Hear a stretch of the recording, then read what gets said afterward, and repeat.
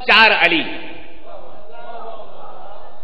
فضیلتیں ہم نے آپ کو چار بتائی ہیں کہ انسانوں میں امتیازی شان کے چار مراحل ہیں: ایمان، تقوی، علم، جہاد۔ جب یہ چار باتیں ہم نے کہی ہیں تو پھر میں خاندان نسبت کے ہستی سے، اس باب سے، اس دروازے سے تمسک کرتے ہوئے، صدقہ خیرات علم کی مانگتے ہوئے اب خدمت میں عرض کرنا چاہتا ہوں دوستو کہ خاندان اہل بیت میں ہستیاں کتنی ہیں؟ 14 معصومین، 14 معصومین، سب کی ایک حقیقت، سب نور کے ٹکڑے، لیکن ان میں 4 محمد، 4 علی۔ بھئی ہم لوگ ایسے ویسے کے ماننے والے نہیں ہیں جن کے ناموں کو زبان پہ لیجئے تو منہ سے خوشبو آ جائے، نام کو زبان پر لیجئے تو پورا منہ خوشبودار ہو جائے، ایسا بھی نام نہ ہو کہ زبان پہ لائیے تو لکنت ہوتی جائے۔ تو 4 محمد، 4 علی۔ آئیے بچے شاید جلدی سے نہ سمجھ پائیں تو ان کو بتا دیں۔ پہلا محمد، صلوات پڑھ دیے، نام آیا ہے، اللہم صلی علی محمد و علی محمد۔ پہلے پیغمبر اسلام، ٹھیک ہے، متوجہ ہیں آپ لوگ؟ 14 معصومین میں پہلے محمد کون ہے؟ ہمارے پیغمبر۔ خاموشی سے صلوات بھی پڑھ لیجیے، جس سے نام آیا کرے، اللہم صلی علی محمد۔ دوسرا محمد کون ہے؟ محمد باقر علیہ السلام۔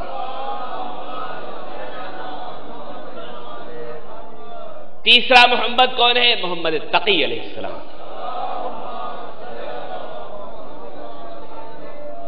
اور چوتھا محمد جو اس دنیا میں حاضر ہے، اس مجلس میں موجود ہے۔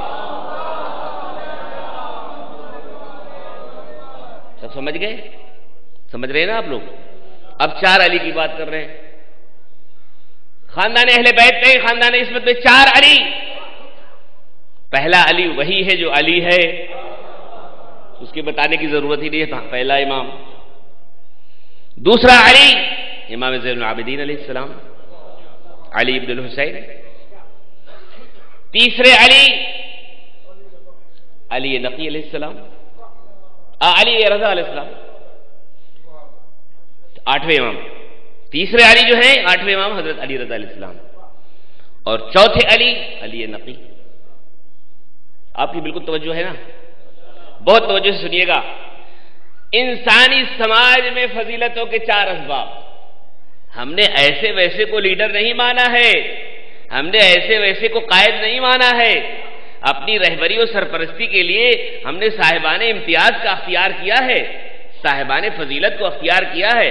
دنیا کوئی کہہ نہ سکے کہ تم نے فضیلتوں کے اسباب تو بیان کر دیے، تم نے ایسے لیڈر کو چنا ہے جن کے پاس کچھ ہے ہی نہیں۔ توجہ فرمائیے گا۔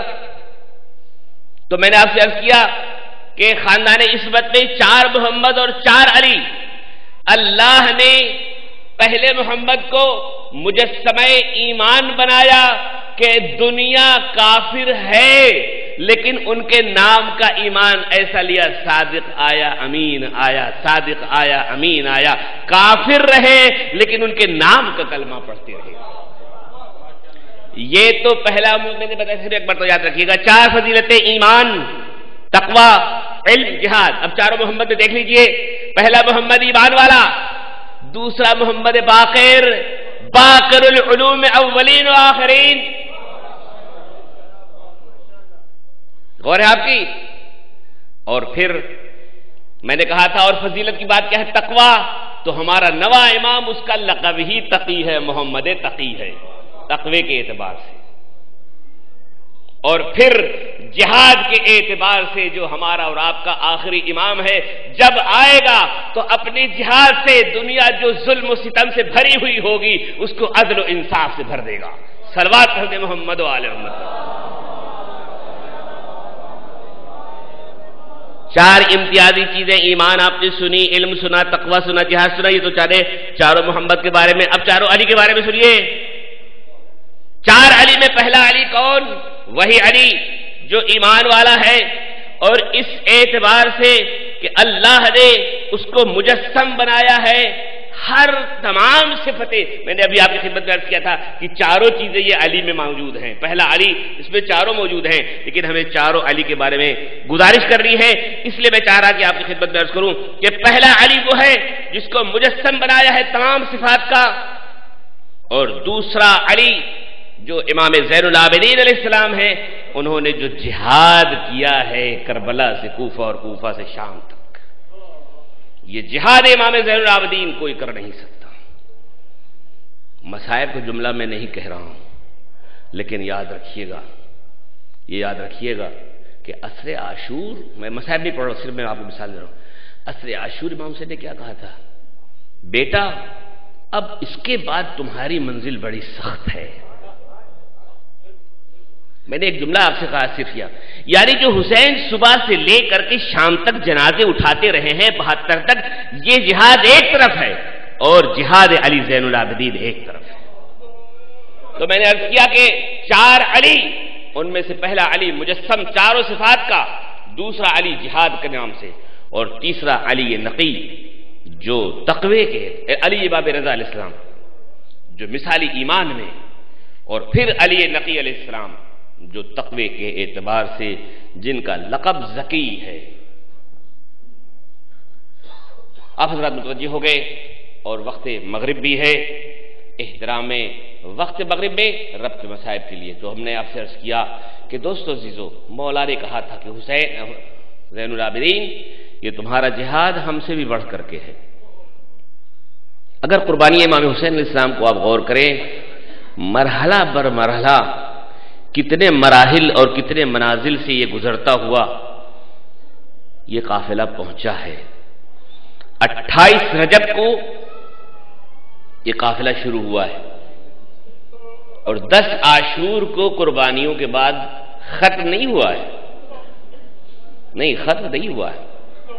2 محرم کو والد کربلا ہوئے ہیں امام، 10 کو سب شہید ہو گئے ہیں، اور 11 کے بعد جہادی منزل ہمارے امام کی شروع ہوئی ہے. اور 11 کے بعد سے بقول روایت کے کہ 40 دن جیل میں رہے، بقول روایت کے 1 سال، بقول روایت کے 2 سال. ہمیں اس سے نہیں بحث ہے، لیکن 8 ربیع الاول کو یہ قافلہ واپس ہوتا ہے. مجھ سے حاجی صاحب نے بتایا ہے کہ آپ مصائب دوسرا پڑھیں گے آج کی تاریخ سے، لیکن میں صرف اشارہ کر دوں کہ پہلی محرم کو ساری دنیا میں ہر جگہ شب اول میں مصائب مدینے سے رخصتی کی پڑھی جاتی ہے، اور انشاءاللہ وہ ہمارے بعد میں جو ذاکر صاحب آ رہے ہیں وہ پڑھیں گے. اس لیے میں اس کو چھوڑتا ہوں، صرف اشارہ کر کے میں آگے بڑھ جاتا ہوں. میں صرف آپ سے ایک سوال کرنا چاہتا ہوں. اس رخصتی امام حسین جو مدینہ سے ہے وہ ابھی بعد میں ذاکر سے آپ سنیں گے. محترم ذاکر صاحب جو بڑے اچھے ہیں، ان کے والد بھی بڑے اچھے تھے، بہت اچھے مصائب پڑھتے ہیں، ہم نے سنا ہے. اللہ سب کی توفیقات میں اضافہ فرمائے. میں ایک جملہ آپ سے کہنا چاہتا ہوں. آپ یہاں سے لاہور جاتے ہیں، آپ یہاں سے کراچی جاتے ہیں، آپ کا کوئی آدمی حج کرنے کے لیے جاتا ہے، زیارت کرنے کے لیے جاتا ہے، دبئی، سعودیہ، کویت، کہیں بھی جاتا ہے، آپ کے رشتہ دار، بہن، بھائی، بیوی سب رخصت کرتے ہیں. آپ صرف تصورات میں جائیں، مصائب بیان کی کرنے کی ضرورت نہیں ہے، اور نہ میں مصائب بیان کروں گا. صرف ایک جملہ آپ کی نظر کرنا چاہتا ہوں اور بات کو آگے بڑھانا چاہتا ہوں کہ جس وقت یہ آدمی جانے والا ہوتا ہے، اس کے گرد جو گھر کا ماحول ہوتا ہے، دوستوں کا ماحول ہوتا ہے، محلے کا ماحول ہوتا ہے، وہ یہی ہوتا ہے کہ یہ جانے والا کویت جا رہا ہے، سعودیہ جا رہا ہے، حج پہ جا رہا ہے، لاہور جا رہا ہے، کراچی جا رہا ہے. تصور یہ ہوتا ہے کہ یہ واپس ضرور آئے گا، یہ تصور ہوتا ہے کہ یہ واپس ضرور آئے گا. لیکن ہائر حسین کہ 28 رجب کو جو مدینے سے نکلے ہیں تو اب واپسی کی کوئی. امام حسین اسلام 28 رجب کو چلے ہیں، وہ مصائب ابھی آپ ہمارے محترم ذاکر سے سنیں گے. لیکن جب مولا اپنے قافلے کو لے کر کے مکے پہنچ گئے ہیں اور کوفے والوں کے خط پہ خط آ رہے ہیں، مولا آ جائیے، ہمارے پاس کوئی رہنمائی کرنے والا نہیں ہے. ان میں سے کوفے کے بڑے بڑے سردار، آیان اور شرفا حضرات جو واقعی محب امام تھے، واقعی محب اہل بیت تھے، انہوں نے خط لکھا تھا. اس کے علاوہ ان لوگوں نے بھی لکھا تھا جنہوں نے بے وفائی بھی کی ہے. جب یہ 18,000 خطوط یا 10,000 یا 40,000 بھی روایت ہے کہ اتنے خطوط پہنچ گئے، تو امام حسین علیہ السلام نے اپنے بھائی مسلم ابن عقیل کو، چچا زاد بھائی کو تیار کیا اور یہ خط لکھا، انی باعث الیکم ثقتی اخی ابن عمی مسلم ابن عقیل، اے کوفے والو، ہم تمہارے درمیان اپنے چچا زاد بھائی کو بھیج رہے ہیں جن کا نام مسلم ابن عقیل ہے، جو میرا بہت ہی کانفیڈنس آدمی، بڑا ثقہ، بہت قابل اعتبار، جس پہ ہم بھروسہ کرتے ہیں۔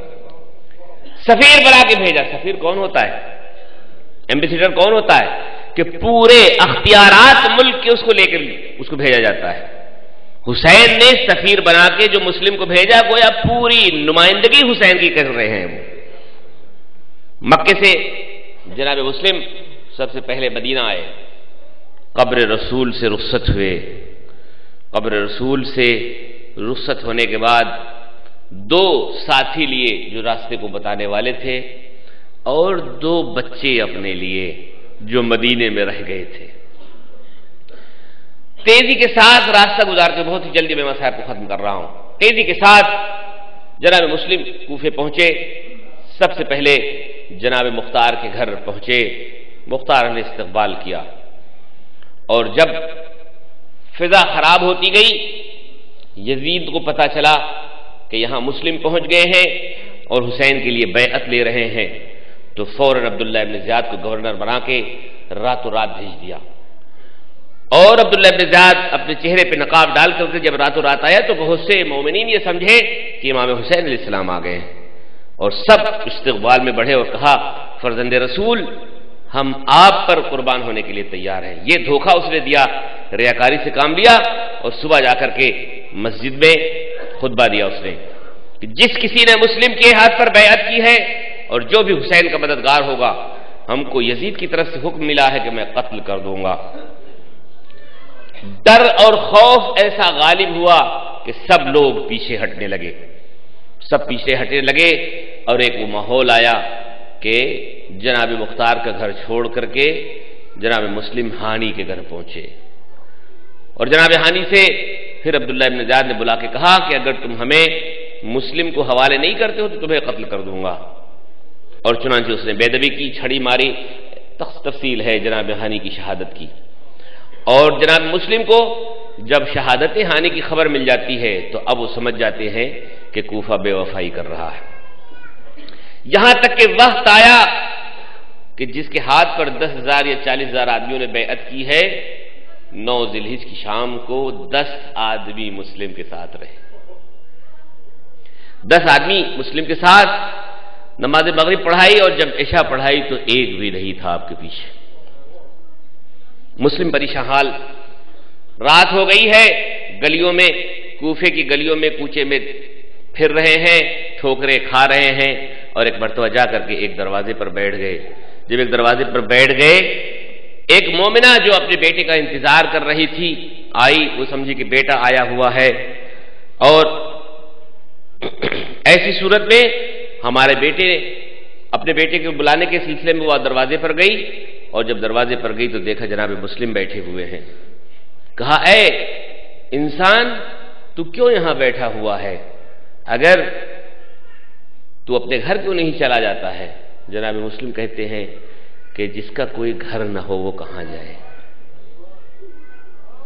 ایک مرتبہ تو مومنہ گھبرا گئی، کہا، آپ کون ہیں؟ آپ کا گھر نہیں ہے؟ کوفے کی فضا خراب ہو رہی ہے، کوفے کا ماحول خراب ہو رہا ہے، آپ چلے جائیے۔ کہا، جس کا کوئی گھر نہ ہو۔ کہا، کون ہے؟ کہا، تم نے سنا ہے کہ مسلم میں کوئی آدمی آیا تھا جس کا نام مسلم تھا؟ کہا، میں نے سنا ہے۔ آپ وہی مسلم ہیں جو حسین کے چچا زاد بھائی ہیں؟